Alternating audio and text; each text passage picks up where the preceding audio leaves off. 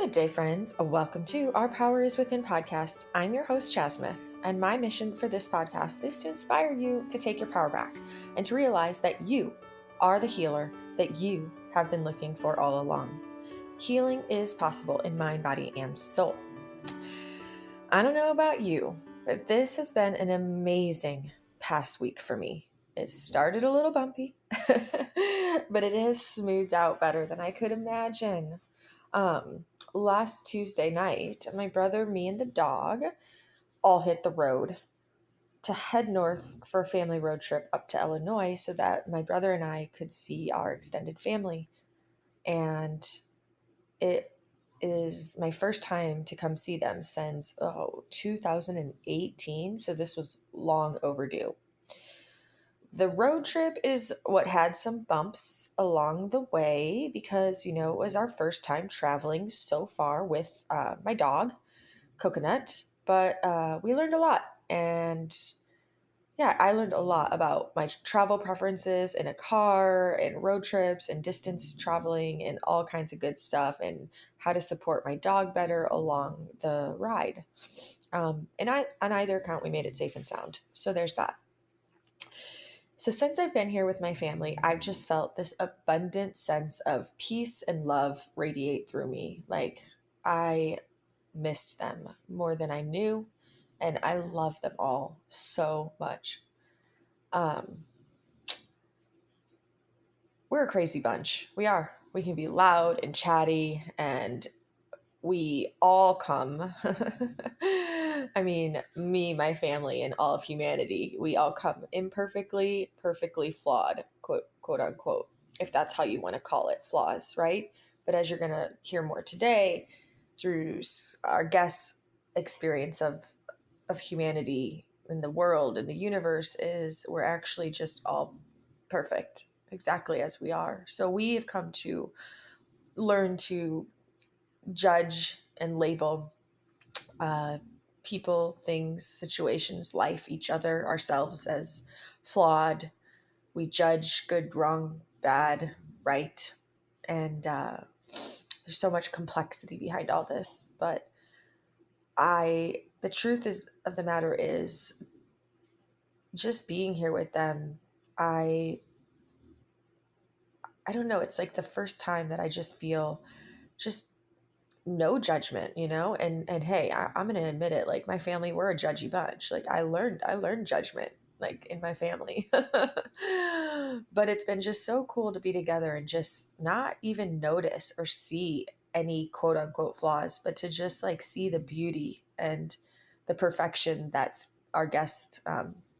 Scott Robinson is our guest today. I'm going to get more into that, but there's that perfection that he talks about.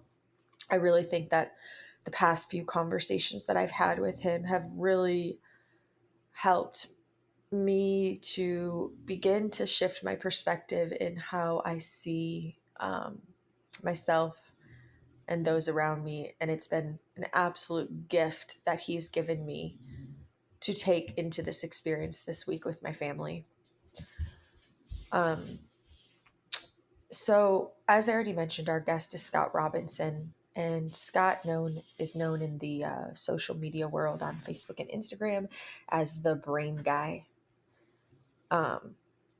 If you don't already follow him, I really encourage you to do so because he literally provides so much wonderful free content that really supports our healing journey and can really help give us a perspective shift, which I just think is such a beautiful gift. I had a pleasure of talking to him not once, but twice, two really beautiful conversations just before I left for this trip.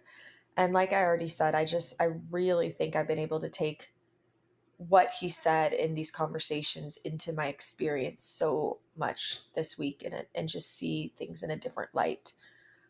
Scott himself is a gift, and he's got this beautiful, inspiring, and empowering way to view life and the world all around us. I just love him as a human. And he's the most wonderful joy to talk to. If you've never had a conversation with him, do it. It's honestly an experience. It really is. He shows up fully and he's present and he's so wise. every time I talk to him, I just feel like my mind expands in new ways that I can't even really conceptualize. So, yeah, I've just had this trip. I know that I'm experiencing positive results from our last chat, and it's been awesome. It's been really cool to sit back and observe these shifts and see how it's impacted my ability to show up and relate to my family. It's a true gift, and I'm really excited to share this conversation with you guys today. And I really hope that you can uh, out of it some of the magic that's shared in this episode. Um, Scott's been on the episode or on the podcast before. He was on episode 19, very far back, right? Since we're at 101 today. So I just encourage you to go back and give that one a listen if you haven't already. And if you have, if you've been with me since the beginning and you listened to it all the way back then when it first came out, give it a second listen because I get something out of it every time I listen. I mean, just doing the edits for today's episode, I got something also out of re-listening to this conversation we just had. Um, I want to warn you, it starts out heavy. It does. It starts out a little heavy, a little theoretical, but it's a very juicy conversation. And the more we get into it, the more practical examples we give, and the more he breaks down some really simple action steps for us to all begin to take, especially towards the end. So stick around and let the magic unfold. Um, and yeah, if you feel compelled or called to do so, reach out to me or Scott and just let us know what your thoughts are. All right, you guys, I have Scott back with us for round two. Thanks for being here, Scott. Oh, Chasmus, it's so lovely to be back and get to chat again. I really did enjoy that chat last time, and equally looking forward to just seeing what unfolds in this space here today now. Yeah, it's crazy. 80 episodes ago. It doesn't seem like it was that long ago, but time just sometimes passes. I'm excited to be here. Yeah, I'm so glad. Thank you. So, I have lots of fun questions for you. I know that we've recently chatted ourselves, and after our chat, I did a nice beach walk and I really let some of the things that you shared with me sink in. And then I had some questions bubble up. So my mind is like boggled by some of the things we talked about. So I'm like, okay, we're going to talk about truth. And I kind of want to lead right into that because you said to me that truth has to be three things. It has to be absolute, universal, and eternal. Mm-hmm. Okay. So I don't know if maybe I'm just far like my mind is just going too far out in the left field with this, but maybe I'm being too absolute, although truth has to be absolute.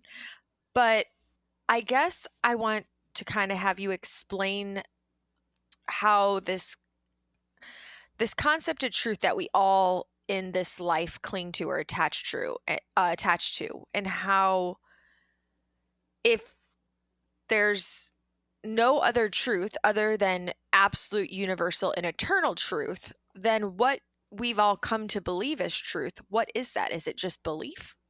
All right. Good chat. Good start. So let's kind of strip it right back because where we're at in our society is I would just say exactly what you said. Yeah, absolutely is true. So truth is only that which is absolute. So it's 100% true. It's unequivocal. It's absolutely true. There's no ifs, ands, or buts about it. It's universal, which would mean that wherever you take it in the universe, it's still going to be true. It's unwavering. And truth is eternal. It's unchanging, and that's what eternal things are. Eternal things are changeless. And that's what makes them real. That's what makes things real. If it's true, it's real. If it's real, it's true. And eternal things do not change. Illusions change, real things don't. So truth is, as you said, absolute, universal, and eternal. And as soon as you start talking in those terms, it becomes really clear, like, hang on, we don't actually have a lot of that in our civilization. That's not something that we readily have or readily do. Like, we jump to things, and then we have these different concepts where people run around saying, no, this is my truth, and then that's your truth, and this is true for me, and that's true for you. And the idea that every single one of us has our own individual truth, and that's right. That's the first law of chaos. That's literally the first law of chaos. That an infinite number of different truths out there, and somehow every single one of them is right. Really, what you describe, and when you say I have my truth, is you're saying, well, no, my perception is incredibly partial and really limited and probably very inaccurate. But what I perceive, I believe, because my belief system made that perception in the first place. And I'm going to tell myself that is true because I'm paying attention only to that which comes into my awareness in that cone of perception, in that sensory range. So what I'm able to actually perceive. And if I describe that by saying I have a really traumatic situation, so I have a situation that I feel really emotionally charged, and it really doesn't feel to me like there's any other emotions or anything else going on in that moment other than what feels really traumatic and really triggering and really charging. It's really easy for people to look at that and say, well, this is a bad situation, clearly, because that's all I can feel. And I'm looking around and I can't feel anything else. All I can perceive is just badness, just bad feelings, lower level emotions. So, you know what? I feel really confident in labeling this situation bad. And so I just give meaning to the situation. Then I tell myself that's the truth because that's what I experienced. And then as soon as I encode it to memory, well, now I look at it as a historical record because it's in my memory. I look at it and say, look, well, that's absolute. That's 100% true because it's in my memory. Like we don't question that. But your memory is not a record of anything real. Your memory is literally just a collection of your perceptions. And your perceptions, as we said, are incredibly partial. So you can only perceive just a fraction of a percentage of the information that's involved in any given moment. And you think the universe exists in oneness. So if the universe exists in oneness, then you and I are just sitting here having conversation. We don't even have any video going. We've just got audio going. And so it's just the auditory stimulus that we're both receiving. We're both receiving auditory sensory stimulus, and we're sitting here trying to just make sense of that auditory stimulus. And we listen to the tone of voice and we listen to the words and we perceive them. We try and make sense of them. And then we judge the situation and say, this is helpful or this is good or it's nice. Or maybe we say it's something else. But we feel like we can really confidently judge what's going on in the situation based on just that limited small amount that we're perceiving. But the truth is, what goes into this moment is an inconceivable amount of information because if the universe exists in oneness, which it does, then what makes up this moment is everything that's happening in the universe in this very moment. Now, we're aware of things like quantum entanglements, which means we know that we are quantum entangled to other people, other places, other things in this moment. And we don't physically see those connections. We don't necessarily perceive them, but we're aware of quantum entanglement as a concept. So we know that we are actually in connection with other things. And the truth is we're in connection with everything.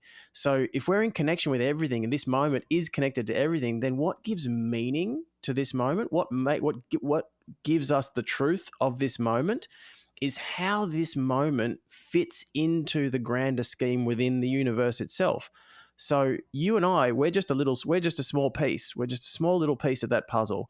And the piece itself cannot give meaning to the whole. The whole gives meaning to the part. So we can't know what this means just by listening to what's going on in this moment or seeing what's going on in this moment because we're just a tiny little piece. If we were somehow able to have all the information in the universe and understand and then look and see this tiny little moment that we're sharing and then go, oh, I can see those two beautiful little individuals and I can see what they're doing and I can see where these words are going. Oh, and I can see who it's going to help. And okay, right. Now I can see where that moment fits into the grander scheme. And now it has meaning because we can see how it fits in line with everything else in that universal perfection. So the idea that we all have an individual truth is very much just that individual perception and then buying into it and giving it meaning. You telling yourself that you know exactly what it is that you're perceiving. And that's precisely how we get ourselves stuck. That's precisely how we get ourselves into like dealing with traumas and dealing with wounds because we've gone through our life with just this very limited amount of perception, assigning meaning to things and then telling ourselves that it's true. And then as soon as we tell ourselves that it's true, well, now we're responding to that. We're responding to this false meaning that we've just made up. Like we've literally just gone and made that up in the moment. And like basically we've made up what we believe has happened in that moment, told ourselves it's true, and then we're responding to that. And that's how we're how we're going through learning the world. We're learning the world via limitation and via these experiences and just via our perception, again, which is limited and inaccurate. So going back to the question, the idea that we have an individual truth is just really false, and that's just literally what takes us to chaos. And that's what, again, that's how you kind of keep yourself removed from that universal perfection, or removed from flow, or from that flow state where you go into harmony with, the universe's perfect plan for you, and you're manifesting abundance and joy and peace and all of that stuff, because you're just literally running along, kind of running your own race. And I really like Deepak Chopra's words on this, is that I remember him saying years ago that, the universe exists and there's this beautiful flow, and, there's this dynamic perfection, and you can call it the universe's perfect plan. And you are absolutely welcome to get involved with that. You're welcome to fall into harmony and resonance with that, and be part of that flow, and be part of that universal creation, or not. You don't have to. You have free will to choose something else, because the universe doesn't need you. The universe will literally just continue on in that perfection, and it'll be largely unaware that just one tiny little piece has decided to go in a different direction. So we always have the choice to align with truth, but for us to tell ourselves that we know what the truth is, or to try and determine what it is, you and I, none of us make any contribution to eternal truth. It's like reality needs no cooperation from you to be itself. It's already true. It's already there. It's just up to us whether we want to actually kind of just relax, slow down, go into harmony with it. So when we say truth is only that which is absolute, universal, and eternal, that is absolutely true. And it's just really important to look that in our society, we just don't have a lot of that. And what we have is we align with partial truths, or we align with perceptual truths, or, we align with the words of certain people who sound like they resonate to us. And it's like, I think that could be my truth too. And all of us have a connection. All of us have a connection. All of us have the ability to at least download truth, an aspect of truth in any given moment. So we, via perception, we're not able to download all of that, all of the universal truth, as in that I'd call that the sphere of knowledge. So knowledge is all the truth in the universe, and that's that's what we're saying, that if we were to have knowledge, we could then understand exactly what our little moment in the universe, or what you mean, or what I mean, and what this moment means, because we can see all of that truth. We call that knowledge. But you can download an aspect of knowledge, and that is literally just getting still. Get still, go within. Truth will always be found in stillness. Peace is your guide to truth. And when you slow down and ask, like, what is the truth of this situation? What is the truth? Peace will be the guide. What brings you peace in that moment will allow you to begin to connect with the aspect of truth that aligns you in that moment. You'll find you then just start to go into flow. You find you can start to have health. You can find that your emotions will begin to regulate. Like, things will generally begin to improve, and reasonably quickly. But that's a really simple way of just understanding that we can actually connect with it. We might not get the entirety of all the truth in the universe, but we can get the truth of a moment if we slow down and actually become intentional and ask for it. Mm-hmm. Okay. So, I mean, I have a couple things, but Mm-hmm. one, so maybe when I think of truth, sometimes I also think of, I don't know the right word, but you're kind of speaking of truth from kind of this perception belief aspect, right? And I think we talked a little bit about this too, because you said truth is changeless. Mm-hmm. And then there's a lot of things in this world in our lifetimes that we deem as true based on, say, scientific studies or data or this or that. But then if we're alive long enough, we learn that what we once believed to be true over time changes. Mm. So almost to the point that we almost can't even necessarily rely on any specific body of like basic knowledge because a scientific study said it's true, then it must be absolute, because if it can change over time, then it was only quote unquote true for a given period of time until something else was proved otherwise. Mm-hmm. So this is just a mind expanding thought. And so I'd encourage anyone who's listening to this one, just slow down and just let this one in, and then just sit with it for as long as you need to. But consider this: science is an approach to understanding what is. That's what science is. It's an approach to just try and understand the truth of what is. As soon as we go and try and use it or do something with it and try and make predictions based on it, we're doing something else. That's not classic. That's an applied science of some kind. That's not what science itself actually is. So science is an approach to try and understand what is. Now the question would be, if truth is absolute, universal, and eternal, and it never ever changes, and it's absolutely 100% unequivocally true, then think how much what we believe we know, think how much that's changed over time, over the last 10 years, 50 years, 100 years. Now, what is it that we quote unquote know today that in the next 10 years, 100 years, 1,000 years, 10,000 years isn't going to change? Like there's probably nothing. There's probably nothing that we understand today that isn't going to change slightly, because again, the way science works is, we will, and science is the official, that's the official truth of civilization. That's the official paradigm by which we say this is what is true. And really, science gives us insights. It gives us information and understanding into, gaining an awareness or an idea about what is or what might be. But the way we do scientific studies is, we'll get information and we'll gain an understanding, and with a certain level of equipment, a certain level of awareness, a certain type of approach. And then a year later, 2 years later, 5 years later, somebody else has better equipment and has a different way to design a study and does something different, and then says, oh, look at that old study that was done 5 years ago. We thought it was that, but now we know it's this. It's actually something else. And then we all get excited and go, oh, wow, look, this is the truth. Wow, science just said. And then, a year, 2 years, 5 years later, the same thing happens again, and the information shifts again. So if we go back to that concept of truth is only that which is absolute, universal, and eternal, then science is giving us good information and it's giving us an understanding into what is or what might be. But strictly speaking, it's not truth, because it changes. It's going to change over time.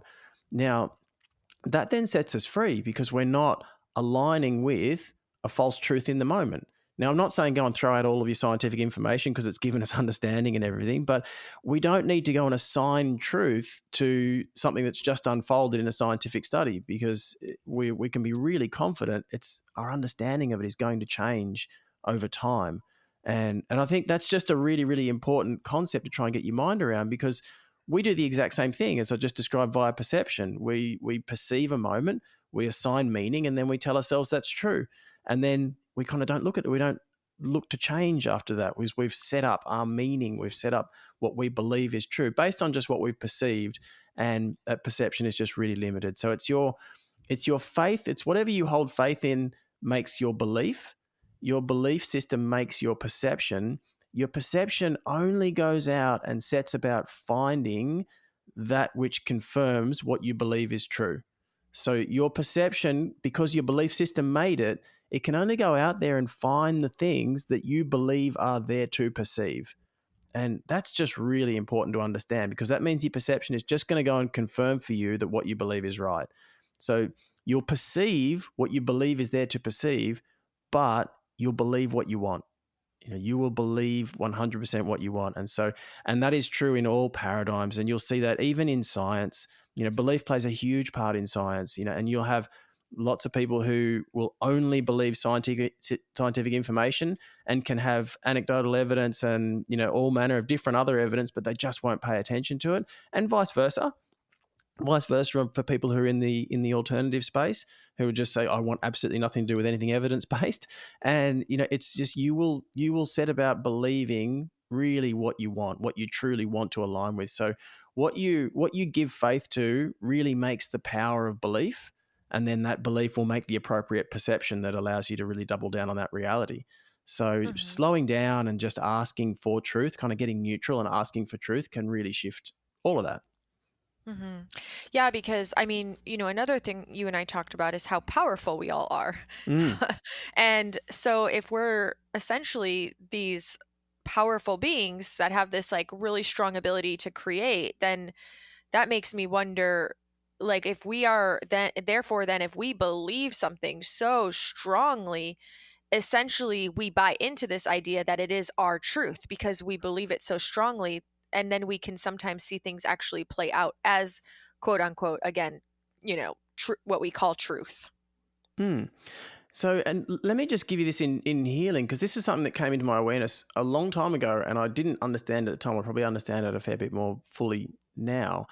But I can remember noticing it was when, so I'd been working doing neurology and healing things via brain circuitry and healing things via the nervous system, and I thought that was absolutely amazing. But I was kind of, I was given freedom within the paradigm I was working to just explore, go and ask for truth, just go and see what is, because our society, we're really happy to admit that we really don't know that much about the brain, that there's far more about the brain that we don't know than what we do know. So I was really given this freedom to go and explore. And as soon as I began to explore belief, then you notice that there's certain beliefs that you're putting into the body that just heal conditions, that just literally just heal the body, heal the mind, heal the emotions, literally just change everything.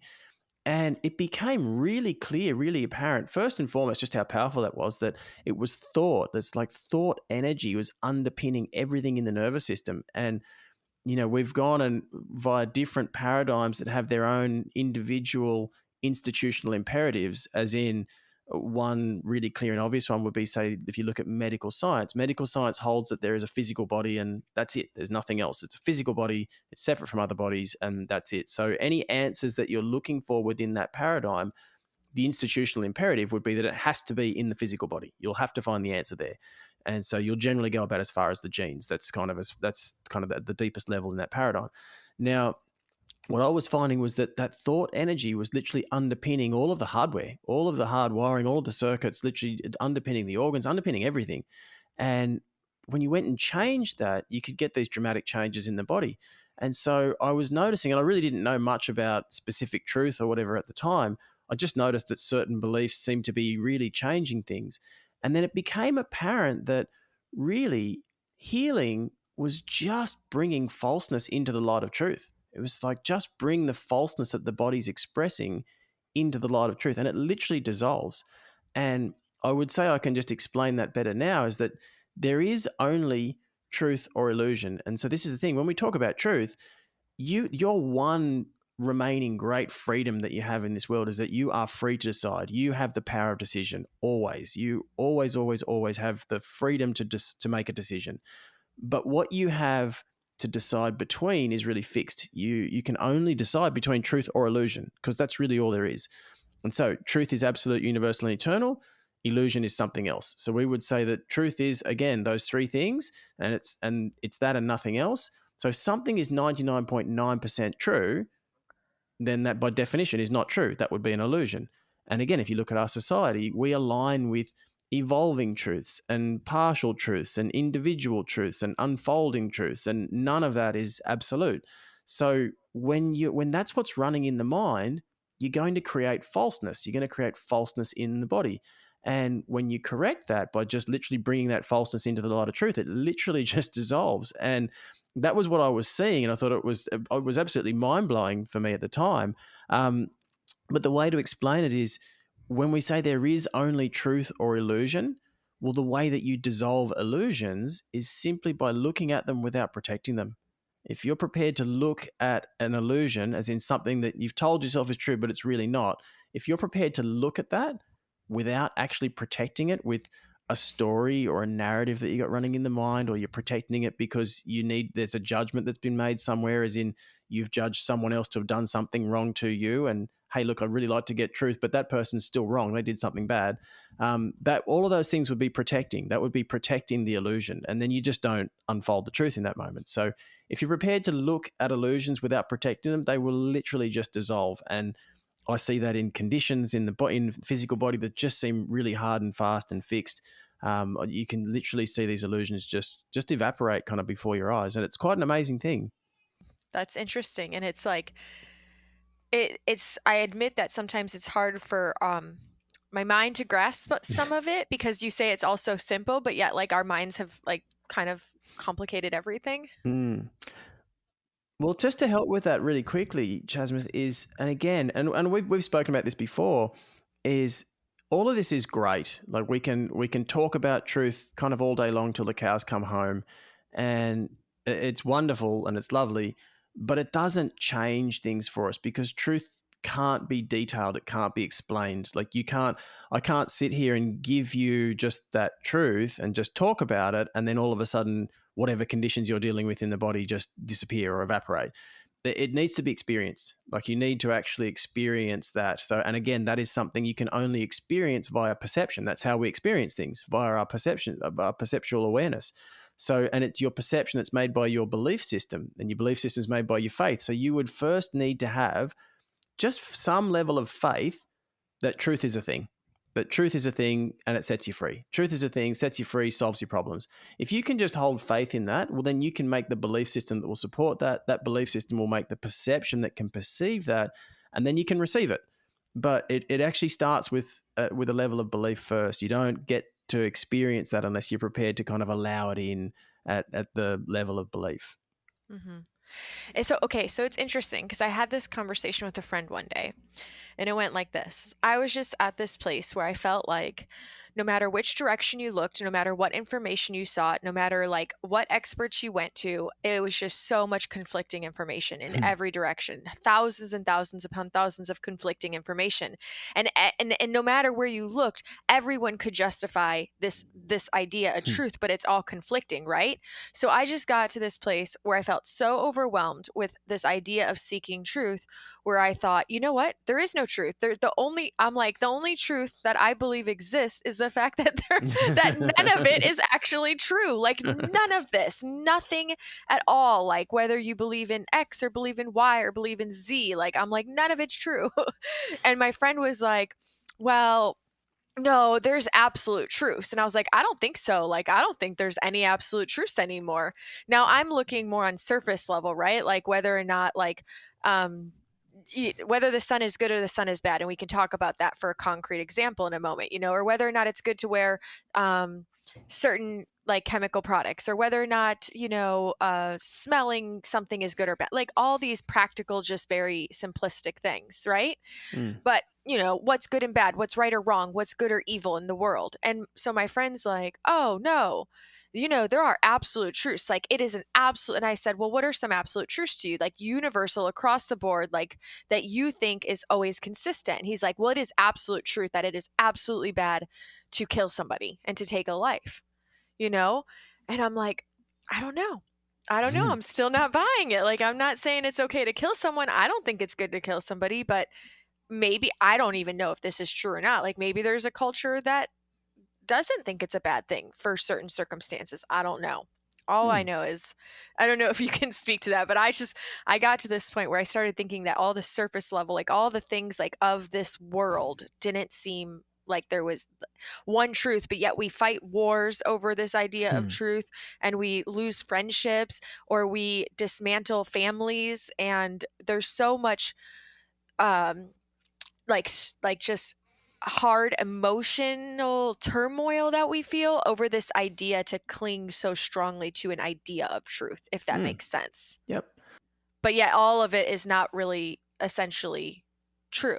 Yeah, and look, so you're actually speaking into your function and how so many people really just destroy their peace. And so think of this with that example you gave about, is the sun good or is the sun bad, or is it, is it okay somewhere somehow? Is it universally a bad thing to kill someone, or is there, is there certain times when that might be all right? I just always go back to just the simple question: do you have all the information? Do you have all the information in that situation? Do you have all the information about all the good things, the bad things about the sun and how that plays out? Do you have all the information about a particular situation where someone may have been killed? Do you have all the information that goes into that situation? And the answer is always going to be no, because what makes up all the information in that situation is all the information in the universe, and you just do not have that. So if you don't, and again, if you don't have all the information, how can you possibly judge the situation? And it's like, look at our judicial process. You look at our legal process. Like, you have a wise person we call a judge, and then two teams come and stand before the judge and they argue their case. The judge listens for as long as he or she believes it's going to take for them to get all the information, and the judge can absolutely never have all the information. But as far as the judge is concerned, when he or she believes that they've got all the information, that's when the judge says, okay, I am now ready to give my judgment because I now have all the information. I can give an objective view and you're right, you're wrong. I can make a judgment. And if you do not have all the information, how can you make a judgment? How can you decide something? How can you tell yourself this is good or this is bad? Like you can just never do that. You just never ever have all the information. So the idea that we're here to be able to judge, like that's judgment is a function, and that's not our function. We're not set up for that. We are fundamentally not set up to be able to ever judge truly. If you try and judge, 100% of the judgments you make will be wrong because you just don't ever have all the information. So you have one function, and your function is healing. It's literally, we're here to heal. You're here to heal yourself. You're here to then help and heal others. And literally, when people say, oh, that sounds a bit boring, well, healing literally makes you whole. To make you whole literally makes you a higher expression, like a far higher, far greater energy than what you were before. It makes you a better version of yourself. It literally improves everything in your life. And if you're looking for success and you're looking for abundance and you're looking for joy and you're looking for relationships, it's healing that is the path. It's literally uncovering and finding that true self that is the path to all of that joy. And that's our function. We're literally here to do that for ourselves. And then once we've done that for ourselves, well, then you've kind of got an idea about it, and you're probably going to help others in one way, shape, or form. And that's our function. That's literally what we're here to do. We have one function. And the idea that we have other functions beyond our one function of healing is the destructor of peace. And so just to say, that's really where you've kind of gotten yourself to, where you're there looking at it going like, now I'm stuck just going, I just don't even think there is a truth anymore because just none of this makes sense. Like I can't determine what's good, what's bad. But it's like because I'm stuck in a loop of trying to judge, if I'm stuck in a loop of trying to determine and absolutely know what's right, what's wrong, then Mm-hmm. that's just not my function. So think of this in healing, you have two plans. You've got two potential plans for healing because you have two levels of mind. There's a level of mind we call the ego, the lower level of mind, and the higher level of mind you can call the thought system of your soul. You could call it the thought system of your higher power. Don't mind if you say God, don't mind if you say source, don't mind if you say universe, but there's two thought systems and they are fundamentally opposed at every turn. Now, sanity has to exist somewhere. So that means one thought system is sane, and the other one, if it's fundamentally opposed, it must be wholly and completely insane. So it then just becomes up to you to decide that either God, universe, source is insane or the ego is. It's one of the two. And so we need to sort of make a decision as to which one we want to align with. And I highly recommend that you don't go and align with the ego. But if you do, then that's you have free will to do that. But the ego's thought system is wholly and completely insane, and its plan for healing is really complex because complexity is of the ego. So exactly what you described when you're saying there's all of these different experts and people and places and things, and they're all just literally telling me that what they know and what they say is true, but it's all conflicting. Like none of it's making sense. And truth is really simple. Truth is always really simple, really easy to grasp because it'll just give you peace. Complexity is of the ego. And so the plan for healing of the ego will always circle back on itself. It's always circular and it'll always bring you to some level of insanity, some impossible impasse, something that you just can't get past. But the ego will still be there telling you, like, no, no, no, come back, come back. This is still right. We'll figure this out. And so I think most of our modalities, like there's a lot in our society that is just working from that level of the ego. It's from that level of mind that is following the ego's plan for healing. And the only way that you can kind of step forward and actually heal via the other thought system, like this thought system of truth, is you would need to have experienced it first. You would need to have experienced truth, kind of found that peace, found that freedom. And then once you know what that is, well, then you can share it. You can kind of give it away. And if you haven't had that, then you'll just be in the thought system of the ego. You'll be really well intentioned, really well meaning, but you'll find that there'll just be conflict. There'll be conflict in your thought and conflict in, in your results. And you'll find that your results will just be inconsistent. Like you'll have some results, absolutely, because when you are really well intentioned and well meaning and caring and loving, and you just really want to help, well, you'll find that every now and then you'll have this miraculous result because your intentionality has perfectly aligned up with the intentionality of the person who wants to heal. You want to help, this other person wants to heal, those intentions align, and you can get a miraculous result. But if you notice, as someone who works in a healing modality, if you notice that the consistency isn't there, that it's like a really amazing result every now and then there's just some iffy ones that don't really quite, do what I was hoping, well, then that's just pointing at the fact that you're working from that lower level of mind. There's something in that lower level of mind that's just not aligned with truth, and it's not consistently delivering kind of peace and freedom in the body, or peace and freedom to these conditions. And that's really, really simple. It's always just what will bring you peace, and that will be what's actually required. The aspect of truth will be individual. Like, that's very individual. So when we say we're downloading an aspect of truth from knowledge, from that sphere of all the truth in the universe, each aspect that is downloaded will be unique and individual and will be what's needed in the moment, but it will be part of that whole. And so I think it's just when you're having that moment of frustration and saying, I don't even know if there is truth anymore. Well, think of this. The truth is just what is. The truth is, if there is a universe, well, there must be a truth to that. Like, there is a truth about what the universe is. And that's the truth. So if the universe is perfect, which it actually is, and that perfection exists beyond our perceptual awareness, well, if the universe exists as a whole, and it's a whole and it's changeless perfection, well, there must be a truth that corresponds to that. There'll be a truth that literally that speaks to that reality. And that's literally what we're talking about. You're just talking about that is the truth of what is. So is the sun good? Is the sun bad? The sun just is. It is what it is. Am I good? Am I bad? Like, no, I just am. I am what I am. That's literally what it is. It's literally that. It's really, really simple to connect with. And when we just slow down and allow ourselves to just be with what is, then we can find the peace that's there and available in that moment. And there'll be a way to harness the sun. There'll be a way to, avoid the sun as is necessary for you in the moment. But to sort of say it's good or it's bad would just be very dualistic, and probably missing whatever the actual absolute truth is in the moment.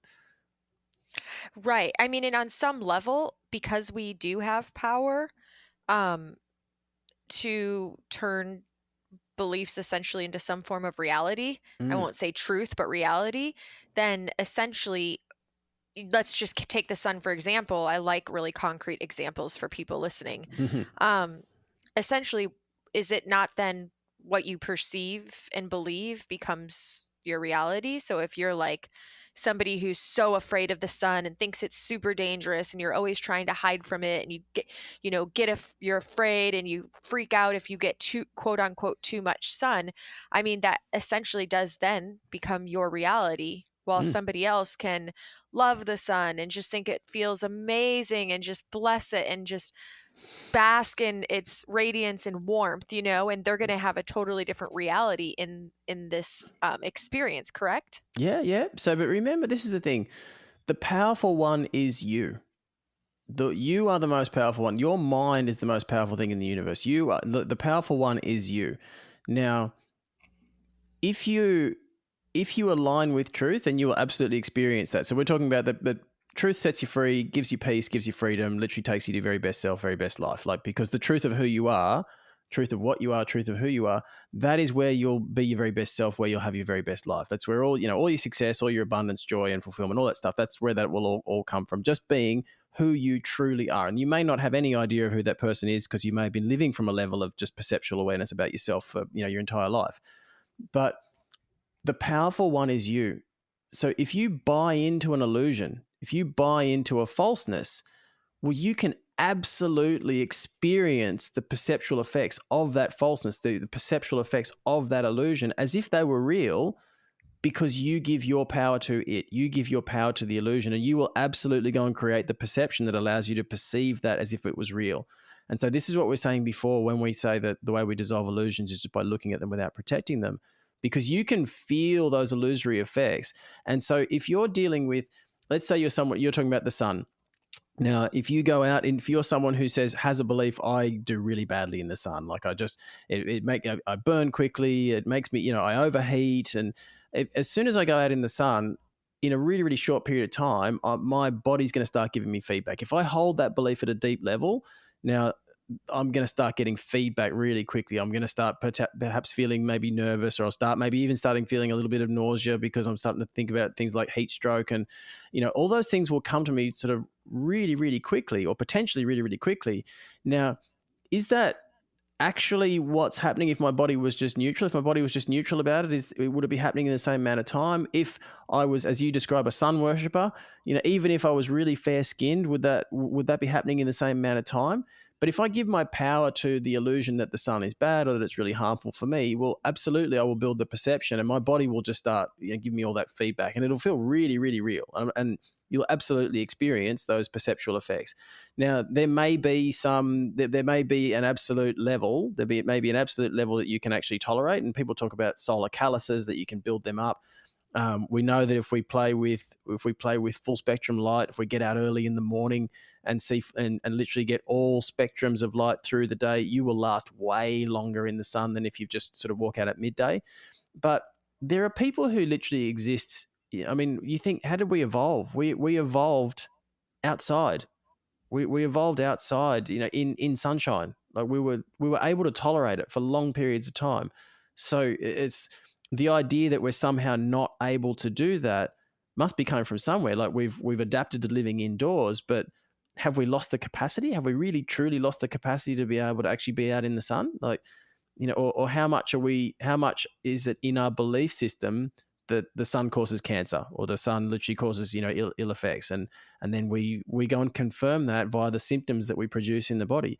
And that's just something I see all the time. You can literally go and produce the physiological symptoms that correspond with what you believe, and the Hmm. body will absolutely go and do that. So if you change what you believe, you'll go and change the experience, and then that shifts your reality. That shifts the reality that you are experiencing via your perception, because your Hmm. body is literally giving you different physiological feedback, having shifted the belief system. Right. And so then we call that truth, but it's not really absolute truth. Yes, exactly. Well, then, so that's the thing. You're saying that is now my truth because, hey, look, I can stay out in the sun longer. But, well, hang on, is that what's actually true, or is that just what I'm experiencing? Like, okay, Right. I can just be with what is.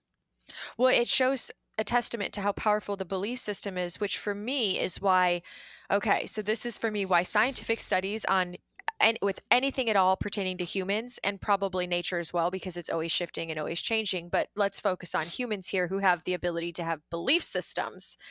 I can't like, I can't grasp the truth behind many studies for the sheer fact that within it, there is no, you can't have, all like only one variable in all other constants when you're Mm. talking about a human. And every human brings their own belief system and perception into the experience. Yep, absolutely. So, and I would say, and again, science gives us good information, but there's a lot Hmm. that science doesn't consider, and I think that's what you're speaking to. Yeah. And there's some things for the mainstream scientific paradigm, that there's some areas that are just uncomfortable. They're just uncomfortable because it's materialistic science, and so things like thought energy and things like energy consciousness are really uncomfortable areas that science doesn't want to look at. And you'll hear people say like, "Oh, that's unscientific. Like we don't look at that." But I mean, if science is an approach to understanding, like there's absolutely nothing that could ever possibly be unscientific, because we're just exploring what is.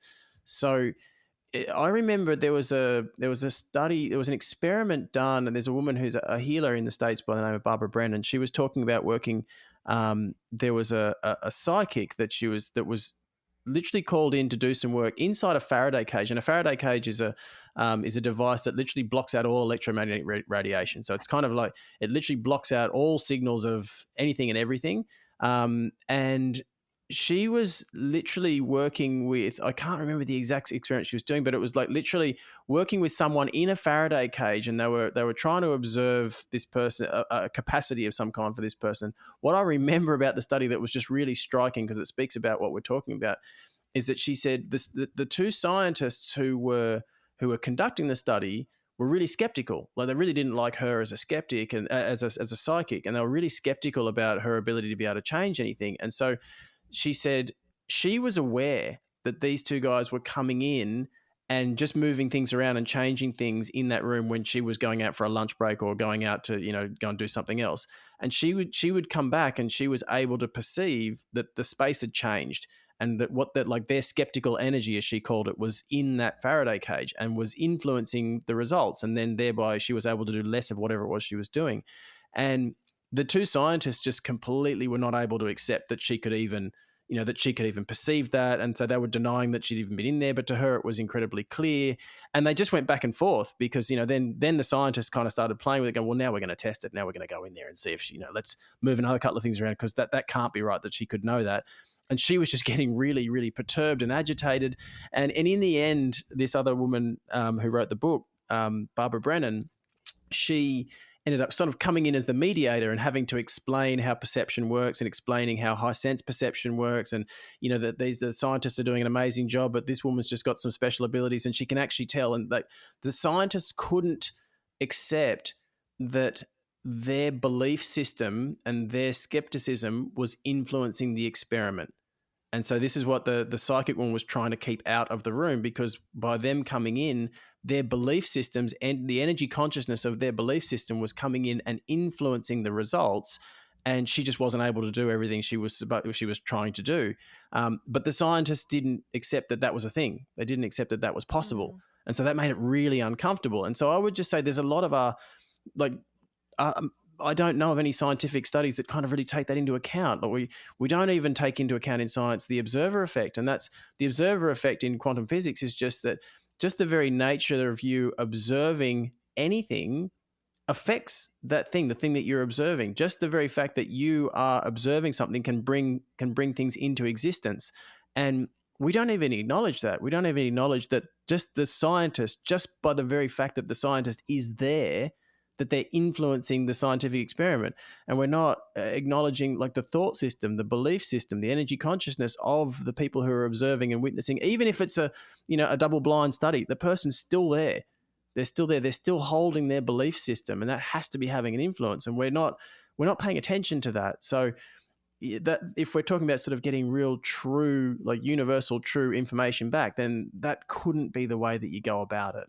So, and I just think that's just something to be aware of. Like when you say we're talking about how much does our belief system influence things? Well, I think it's influencing things at a level that we're not even aware of. It's influencing things in really Right. profound ways. Yeah. Yeah. That's what I feel too. And I think all this is like kind of where we get into this situation where you had mentioned it way earlier. You said it was the law of chaos, where we have all these multiple truths where you're like, well, you have your truth and I have mine and they're different. And I think we're just maybe misusing the word truth essentially, because it's really more like, hey, you have your belief and I have mine. Let's just agree to disagree. Mm, Because, which in a sense, I guess, in my opinion, is better than fighting over it. Like if yeah. I have family member who don't see things the same way as me, I'd rather be like, okay, you believe what you want. I'm going to live in my belief over here, which to me might feel, say, more empowering. And I don't want to fight with you over it. So let's just like agree to just agree to disagree. Well, and that's the thing. But you can actually just look at it like that's really honest. Is just to say like, okay, that's like we're dealing with conflicting belief systems here. Okay, cool. And then as soon as I can see that, and then if the truth is that we're all one. Well, the truth is that we're all one. The universe exists in oneness. Everything exists in oneness. I always say you have no need to go and sit on a mountaintop in Nepal or sit in a cave in India and meditate for 20 or 30 years to try and fight to be one with everything in the universe. You're already one with everything in the universe. The only reason that you don't experience it is you just might not have built the belief system that allows you to perceive that. So you perceive yourself as this small separate individual. But the truth is you are in oneness with everything in the universe. Now, if you're prepared to accept that, well, you'll start feeling peace. Like you're literally that, and peace will be the guide to truth, and you can explore that more and more. If you have individuals who have conflicting belief systems, and which happens in families and relationships a lot, then, well, my function is not to judge. So I'm not here to judge that what you're believing is wrong, and my function is not to correct. So that's not my job. My job is not to correct you and say you're wrong, I'm right. I can just hold love, because if I live in that universe where everything is one and everything is love, well, I can do that. I can just literally hold love for this person who's, it might be in a moment of conflict because they're perceiving that their belief system is being challenged. And so I can literally just hold love for that person. They might not be able to accept it, but I can just leave it sitting out there. Just I can offer it, leave it sitting out there, and when they're ready to embrace it, it'll be there waiting for them, and it'll literally change the situation. And you'll find in those situations, and this is just such a cool, simple tip that anybody can do, is you don't need to judge the beliefs of others. You don't need to correct the beliefs of others, because again, the idea that we have other functions beyond our one function of healing is the destructor of peace. And everybody who's listening will have experienced that, trying to make corrections in the belief systems of others, and it goes badly. And you can literally just hold love. You can just hold love in your heart for those people. You don't have to go and give them a hug. You don't have to go and say, listen, I'm going to be the bigger individual. I know I'm right, but I love you anyway. Like, that's not going to go well. You can literally just hold the intention for whatever real, true love actually is, and just leave that as an offering, an intentional offering. You're just leaving that for the person. When they're ready to embrace it, it'll be there, and you'll find that conversation changes. You'll find that things soften. You'll find that people open up, and all of a sudden you're actually able to have these more balanced discussions, and you just don't find yourself in those levels of conflict. And it's so simple, and all of us can do it. Mm. Yeah, I feel like that's more aligned to what I was saying when I said I'm just going to like release this attachment to truth, you know? When I Mm. said I'm just going to say there's like no truth. And I don't mean no absolute truth. I just mean like no truth in all this stuff that seems that we make so important, but really, isn't worth the fighting and the war and the turmoil. It's just not worth it. It's like and now with information overload, you can open up anything. You can open up your phone and go to YouTube or Instagram or, a podcast. I know I have a podcast where I'm sharing messages, but sometimes you can be so overwhelmed with information. I call it sometimes noise, because it's every single person bombarding you with the different perception and a different belief. And sometimes when you are seeking truth or understanding or maybe an answer or guidance or direction, like especially say if you are in a place where you're sick or unwell or in pain and you want to overcome that, so you seek this information, but you can find so much conflicting information. It can be so overwhelming, and you can be really like lost in that. And that's where I got to this point where I was like, I'm just detaching from all of it. I'm just going to go sit with myself and like literally just start noticing what feels good, what feels right, what feels blissful, what feels okay for me, and then just like explore that. Yeah, good way to go. And that's the thing, when you say like we're all in this conflict and there's people having wars and looking for fights, well, if the universe exists in oneness, then we are all one. And that sounds like a Mm-hmm. cliche, but it's far more true than people realize. And so if we are all one, then people are running around looking for conflict, and they're looking for others to fight with, but they can't actually find an adversary because we're all one. You're actually, and in truth, oneness cannot oppose itself. There's no resistance in oneness. So again, if I actually allow myself to just let peace be the guide, I can find that oneness, and there is no resistance there. There's just flow, and there will be something that always brings me peace. I can look for war, but I can't actually find an opponent because there's only myself out there. We're all one. So, like, and that's the thing. Like, if you look at warring individuals, and there are people who, war within themselves, people who war within families, and then, even on, national and planetary levels, there's wars and conflicts. But if we're all one, you look at those same individuals, they're looking for an opponent, they're looking for an adversary, and they're never satisfied, because even if they win, they go looking for another one, because they on some deep level, they know they never actually found an adversary. They're literally warring against themselves. And so that conflict will continue. And Mm-hmm. if we just strip things back to the truth of what is, truth is that everything is one, truth is that we all exist in oneness. There is this dynamic flow of perfection, and there's no resistance in that. Like I said, like, just that's so simple. Oneness cannot oppose itself, and there will be aspects of truth. Again, you slow down, you can put your hand on your heart, you can go into heart coherence breathing, breathe in for 6, breathe out for 6.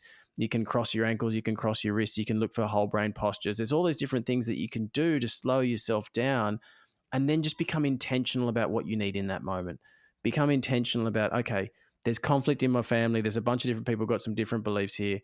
What's the truth? What do I need? What's the truth here? What's the truth here right now? What's the truth that sets me free? What's the truth that brings me peace? What's the truth that brings the family together? And the truth may come in a feeling, and you may find that you just all of a sudden have a new frequency that you can actually speak to the people in that group with, and all of a sudden you start to bring peace to the situation. You may find that you just have an awareness, that you just look and just recognize, like, oh wow, there's just literally just conflicting belief systems, none of which are true, but these are beautiful, beautiful individuals who, are actually in oneness with each other and can't see it. And so they think they're fighting against someone else, but like, oh, I just feel like I've got an awareness of that now. Okay, I feel very much at peace with that. And I can just go give love to all of them because that'll slow them down. And eventually they'll kind of come back to sanity, and it's like you can slow down and ask for the truth in the moment, and you will receive on some level the aspect of truth that you need, and we all have a connection to it. And your frequency, or some people call it a channel, your frequency may be more kinesthetic. You receive a feeling, you may sort of just have a feeling of love or peace or whatever it is that just slows you down. Some people have an auditory high sense perception, and they'll hear words. Other people will have visual high sense perception, and they'll see some words, or they'll see a message, or some people have an amazing brain that's wired to literally just pick out the synchronicities that are in any given moment. As in, you're walking down the street and there's a billboard that just catches, it's in the corner of your visual field, and the words on the billboard have meaning for you. And that information will always be there, and it's always, always, always available. But we have to slow down and actually become intentional about asking for it. When you slow down and get still, truth will always be found in stillness. Peace is the guide. Become intentional about it, and you can actually receive the messages that you need that kind of set you free or just release you from the situation. I love it. You really do make it sound so simple. Well, this is the thing. So truth is complexities of the ego. And so the ego wants to separate. The ego wants to separate absolutely everything. So at lower level of mind, it wants to separate, it wants to analyze, and it wants to pull everything apart. It'll tell you that it can get you to truth and get you all the answers by pulling everything apart and analyzing every single little piece and trying to get all the information about every single little piece. And it'll always tell you, even though it's not making you happy, not giving you any level of calm, it'll still tell you, no, this is the right path. We'll find it. We'll get there. We haven't done it yet, but we'll get there. And you think, if you're going to pull things apart and analyze every little piece, well, exactly what we said before, that little part does not explain the whole, but the whole explains the part. So if you're going to try and separate and analyze things and just really focus, really over focus on one tiny little piece and really try and go deep, trying to get as much information about this one little piece of a situation so you can try and get all the answers, well, that little part that you're looking at cannot give you the meaning to the whole situation.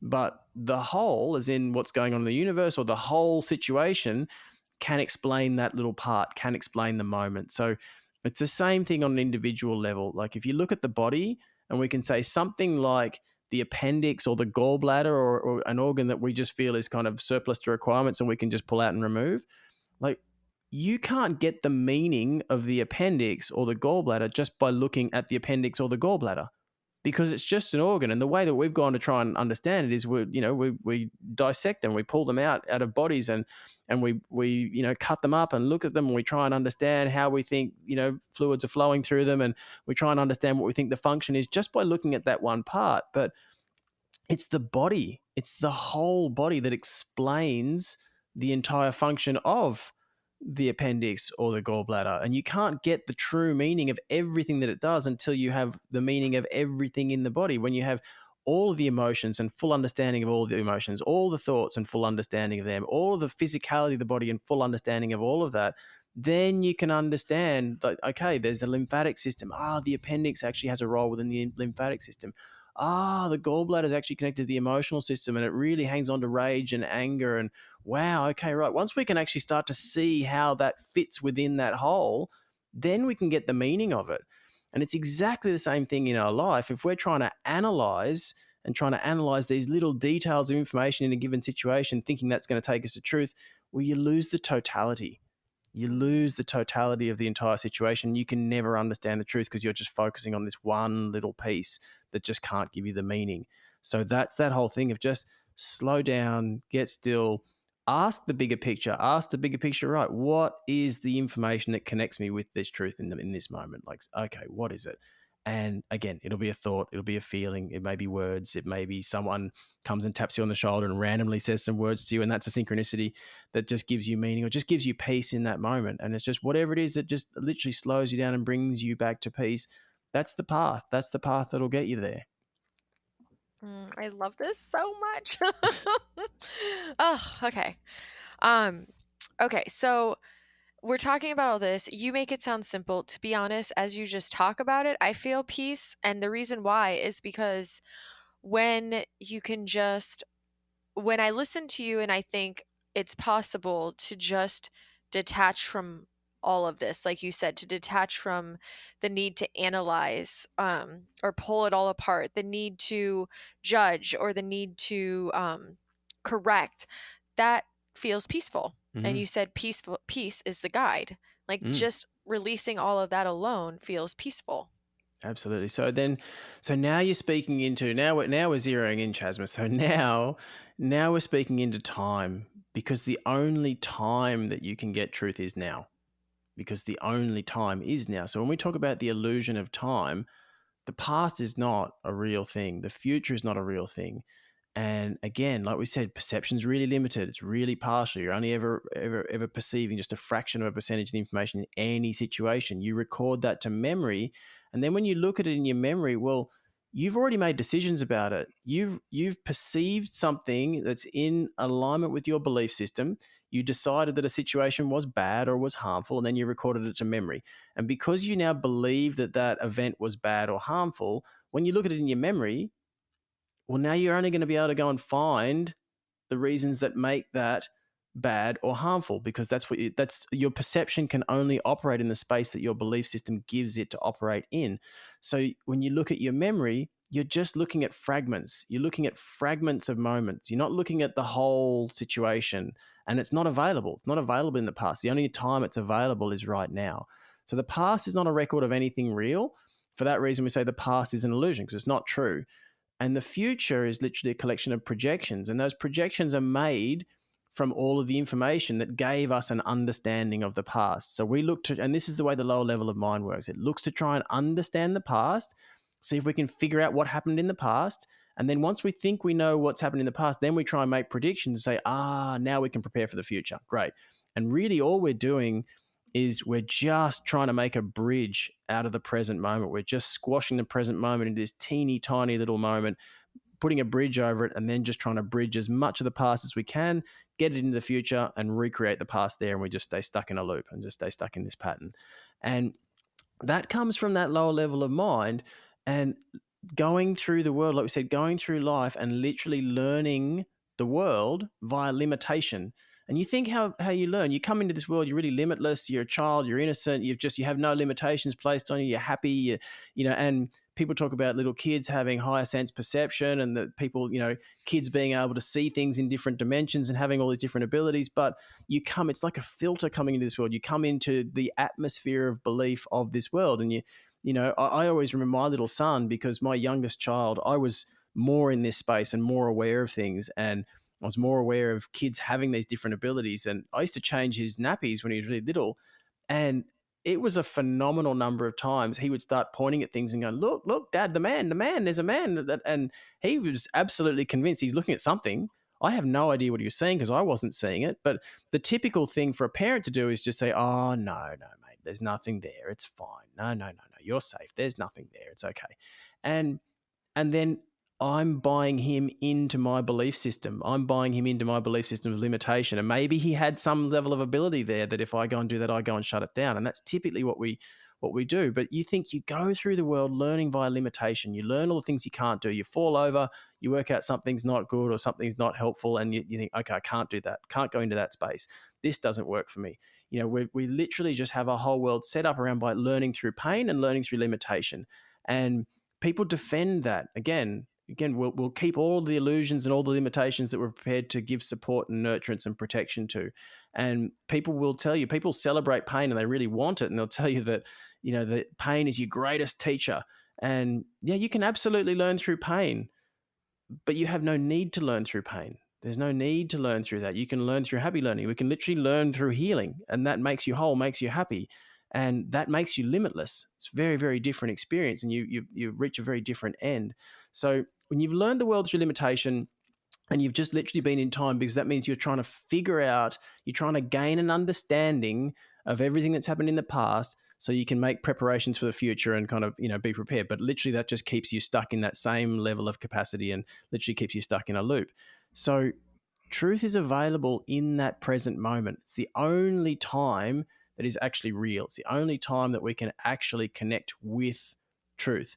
So one way of saying it, and this used to completely bend my mind. I remember hearing this years ago when I remember hearing quantum physicists saying, look, the entire rest of the universe operates in an eternal present moment. It's just here on Earth that we operate in linear time. And I used to think like that, I just can't get my head around that.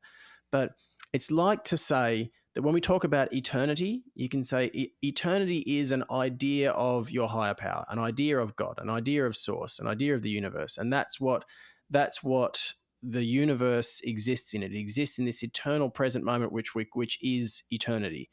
And here we see a past and we see a future, but the only aspect of time that has any link to eternity is now.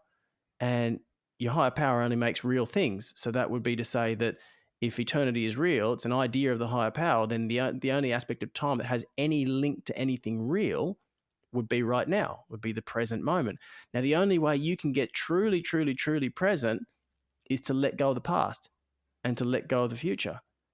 And sink into that present moment. And that is the only time that healing can occur.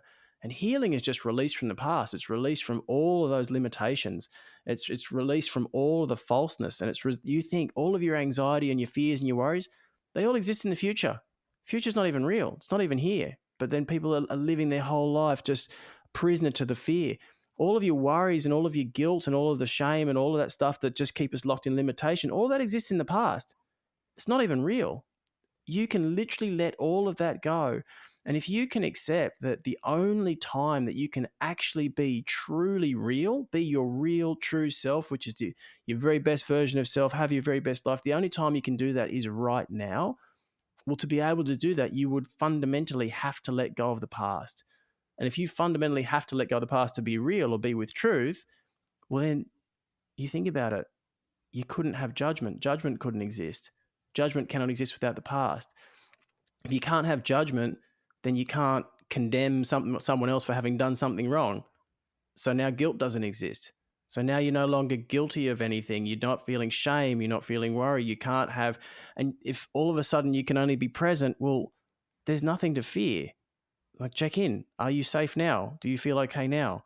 Like, all of these future worries and fears, they disappear because all of a sudden you're just present. So the only time you can actually get truth is now. The only time you can connect with anything that is real is now.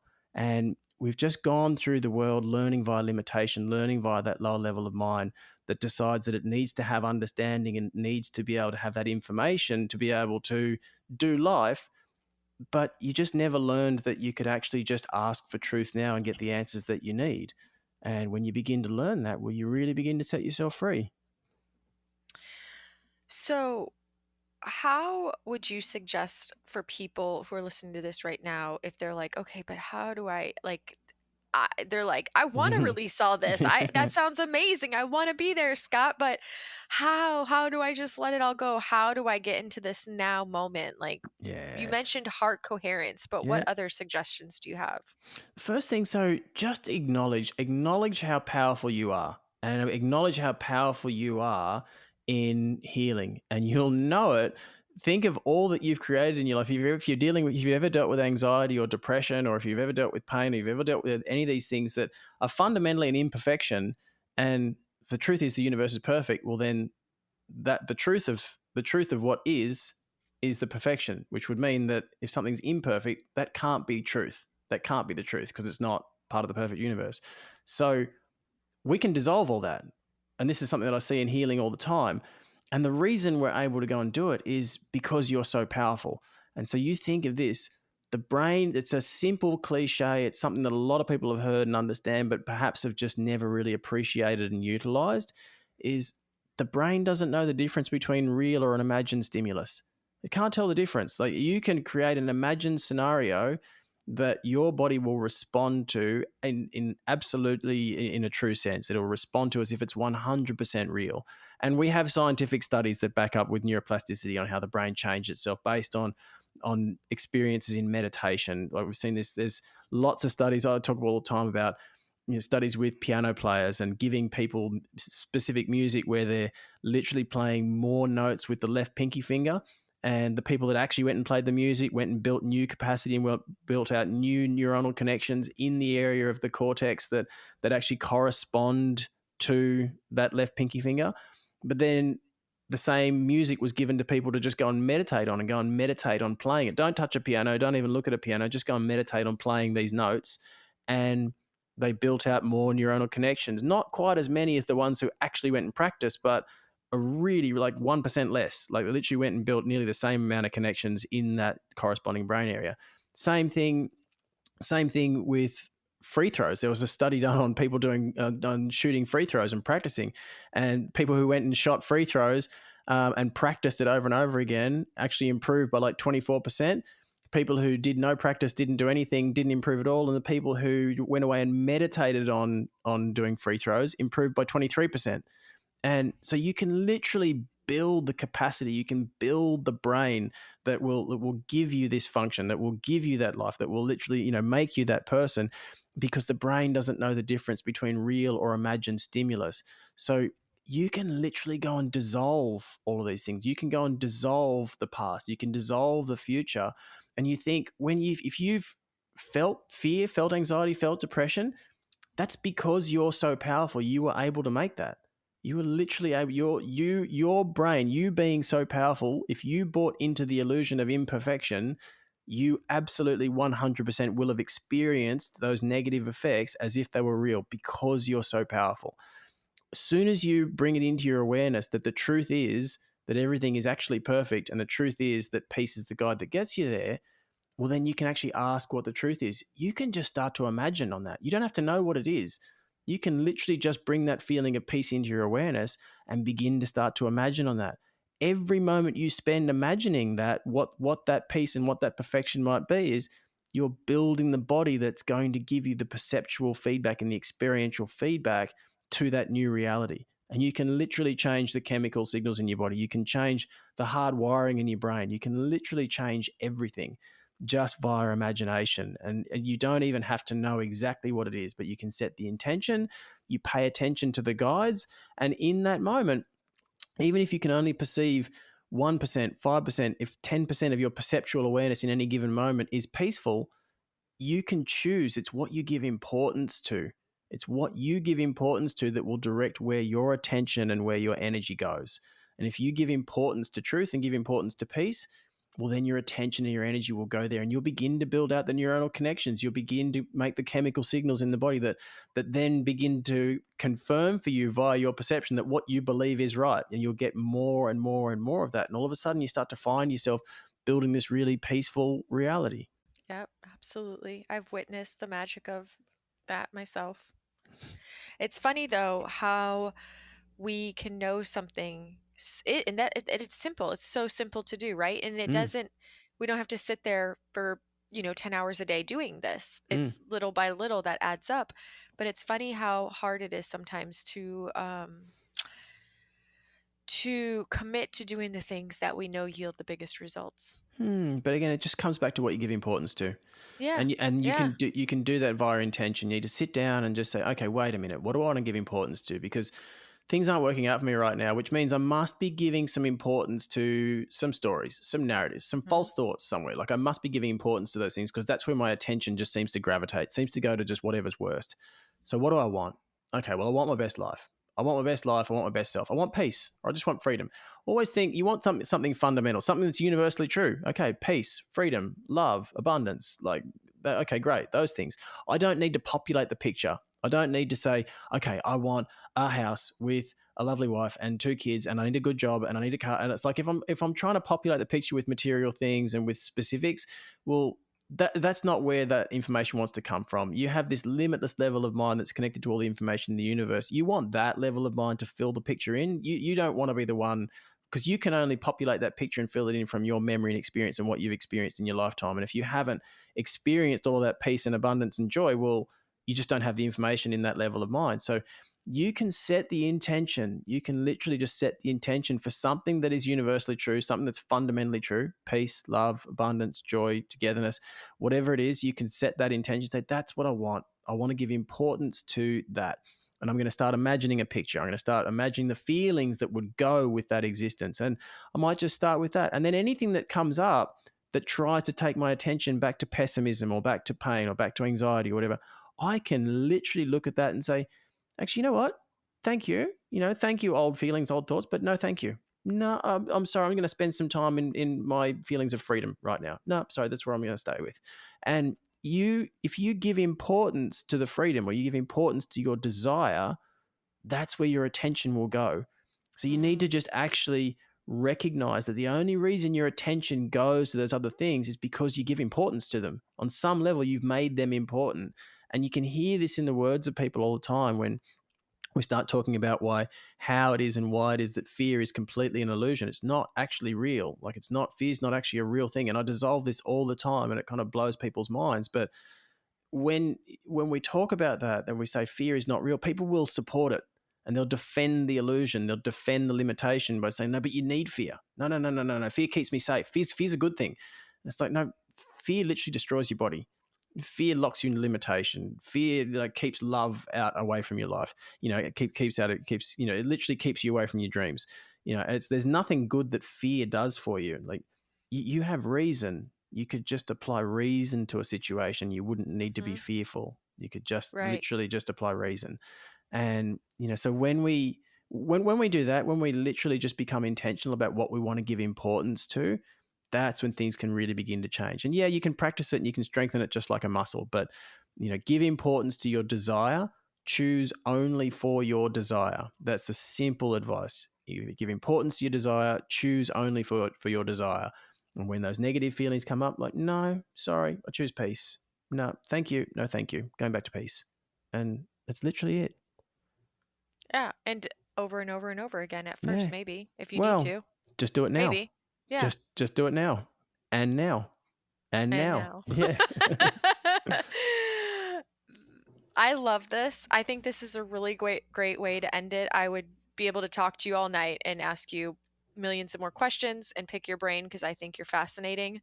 But I think that this is like a brilliant way to just close it and just you make it that it sums it up and it makes it so simple, and it doesn't, and there's no part of me that it feels complicated. It's like that's the most simplistic, just obvious explanation ever, which is just what you give importance to. Yeah, it is. And it's like, as you say, truth is really simple, complexities of the ego. And if you're wondering what it is, well, only truth is true.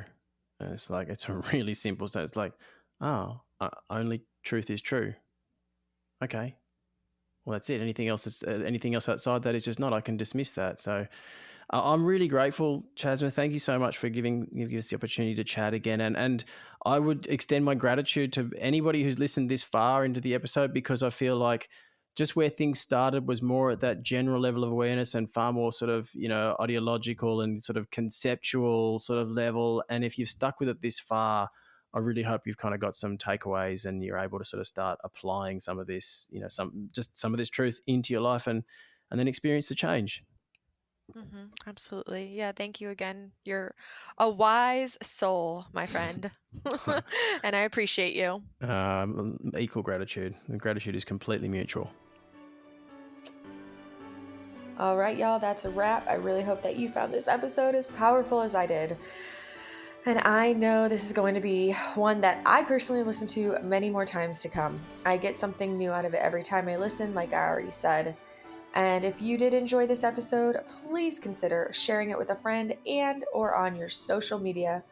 And if you are tuned into Apple Podcast right now, scroll down to leave a 5-star rating and a quick review to help me get this message to more people who need to hear that healing is possible. Also, you may have noticed that I didn't give a weekly challenge yet in today's episode. So if you made it this far, I really want this week's challenge to be so simple. I just want us to take a pause and find presence. Whether you do that with heart coherence or breath work or a mantra, orienting, or even meditation, whatever's your jam, whatever supports you to bring you back into this now moment, do it and give yourself the greatest gift of all, the present of presence. Lastly, today does wrap up the last episode of season 2. So we have officially made 2 years in the books. Whoop, whoop, whoop, whoop. We are going to start season 3 out with a mini series of testimonials to bring back that hope and possibility and remind us through people's personal experiences what is possible. I have 3 wonderful guests who are going to share their amazing and inspiring healing stories. So please make sure you click subscribe so that you do not miss these awesome stories where we have courageous guests bringing us this inspiring hope and possibility in the coming weeks. And with that said, you guys, until next time, make this week great.